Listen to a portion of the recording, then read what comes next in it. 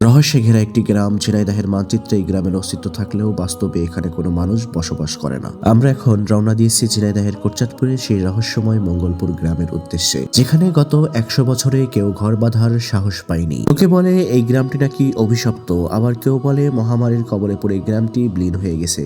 আজ আমরা দেখব আসলে সেখানে কি আছে। আসসালামু আলাইকুম। ঝিনাইদহের এলাঙ্গি ইউনিয়ন। এই ইউনিয়নের একটি মৌজার নাম মঙ্গলপুর।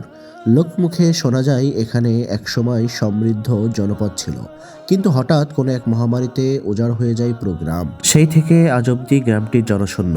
এমনকি স্থানীয়রাও বিকালের পর এই পথে পা রাখতে ভয় পায়। আশ্চর্যের বিষয় হলো, চারিপাশে বসতি বাড়লেও এই নির্দিষ্ট এলাকাটিতে কেউ আর ঘরবাড়ি তৈরি করেনি। ঘোরাঘুরি করতে করতে আমরা পৌঁছে গেলাম গ্রামের মাঝখানে দাঁড়িয়ে থাকা সেই প্রাচীন দরগাটির কাছে। বলা হয় এটি গ্রামের একমাত্র চিহ্ন যা কালের বিবর্তনে টিকে আছে।